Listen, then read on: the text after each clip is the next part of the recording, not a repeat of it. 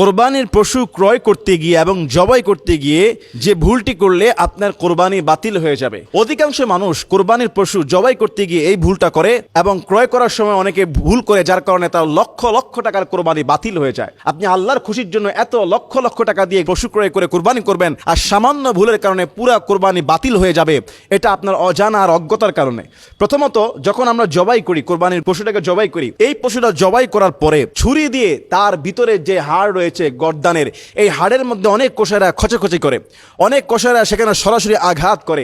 Spinal যে cord রয়েছে, গলার যে রগ রয়েছে, কোরবানির সহিহ শুদ্ধতা হলো গলার মধ্যে যে তিনটি রগ রয়েছে, শাহরগ, শ্বাসনালীর রগ, খাদ্যনালীর রগ, এই চারটা রগ রয়েছে। সেখানে দুইটা রগ বা তিনটা রগ কেটে ফেললে বা চারটা রগ কেটে ফেললে কোরবানি আদায় হয়ে গেল। কিন্তু আমাদের দেশের অনেক কসাই ভাইরা কি করেন, অনেক জবাইকারীরা কি করেন, রগগুলো কাটার পরও গরুটা যখন মৃত্যুর যন্ত্রণায় একটু ছটপট করছে, এটাকে আরও দ্রুত হত্যা করার জন্য ছুরি দিয়ে সোজা তাকে খোঁচানো শুরু করে দেয়।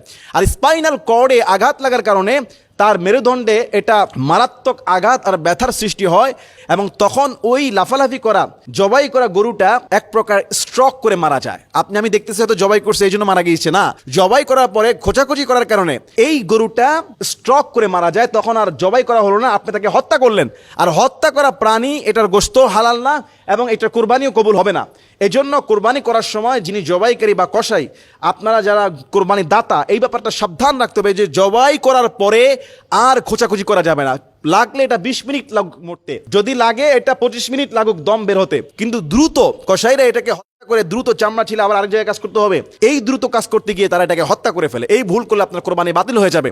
2 নম্বরে, কোরবানির গরু এখনো মারা যায় নাই, ছাগলটা এখনো প্রাণ বের হয় নাই, তখন এই শরীরের চামড়া ছিলা শুরু করে দেয়। এটা সম্পূর্ণ ইসলামের নিষেধ, এটা সম্পূর্ণ অন্যায় কাজ। জীবন্ত পশুর গায়ের চামড়া কাটা, তার পায়ের হাঁটু গিরা কেটে ফেলা সম্পূর্ণ নিষেধ। কোরবানি দাতারা এগুলি খেয়াল রাখবেন, এই ভুল করা যাবে না। আর কোরবানি পশু যখন ক্রয় করবেন, অবশ্যই বয়স, অনেকে 1-1.5 বছরের গরু 40-50 হাজার টাকার 30 হাজার টাকার গরু কিনে নিয়ে আসে কোরবানির জন্য। 1 বছর 1.5 বছর, একদিনও যদি কম হয় গরুর বয়স 2 বছরের, তাহলে কিন্তু কোরবানি বাতিল হয়ে যাবে। গরু মহিষ 2 বছর হতেই হবে, এর যদি কম বয়স হয় কোরবানি বাতিল হয়ে যাবে। ছোট গরু দিলেন আপনি, কিন্তু বয়স 2 বছরের কম, কোরবানি হবে না। 2 বছর হতে হবে। ছাগল 1 বছর হতেই হবে। ভেড়া, দুম্বা এগুলি 1 বছর, তবে হৃষ্টপুষ্ট হলে 6 মাসও দেওয়া যাবে।